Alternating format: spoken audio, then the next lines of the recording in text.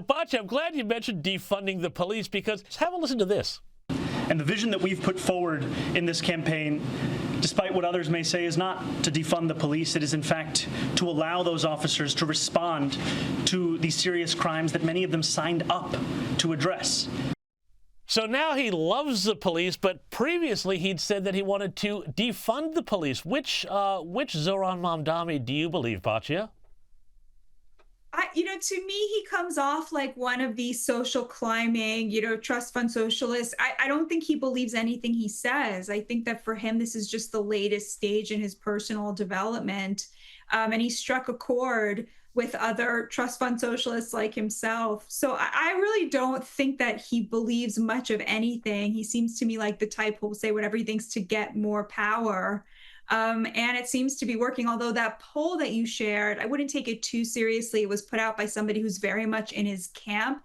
What is true, that if the three others run, Curtis Sliwa, Andrew Cuomo, and the incumbent, Mayor Eric Adams, if all three of them run, Mamdani will win. But if only Cuomo runs against Mamdani, he will probably win. And so the other two would have to drop out. But of course, we're dealing with massive egos, so I don't think they will.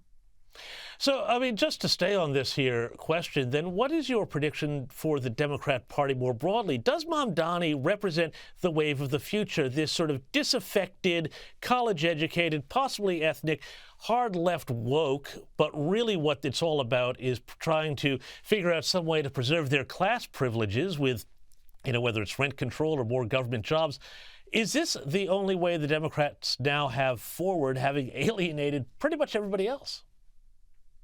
It's a really good question, James. One can imagine a Democratic primary for 2028 in which this is the exact question, right? Do you try to reclaim the center with somebody like Josh Shapiro or Pete Buttigieg, who's willing to say, let's say, the party was wrong on immigration, wrong on trans, let's be normal, let's get back to the center, let's become the pro-Israel party again, let's thank President Trump for what he did on immigration and get back to being strong on immigration like we used to be and standing with labor? Or do you go down the Mamdani AOC route, the route that really hates labor, hates the idea of labor, finds it, humiliating to be asked to work at all, thinks illegal aliens should be doing all of the actual hard jobs so that you can sit around podcasting in your rent-controlled apartment, right? You're anti-Israel, anti-work, anti-America, right? Is that the avenue, the progressive avenue that Democrats should lean into? And this divide will probably define the Democratic primary 2028. Going to be fascinating to watch, and we'll have you back to talk more about it. Batya Ungar-Sargon, as always, thank you for your time.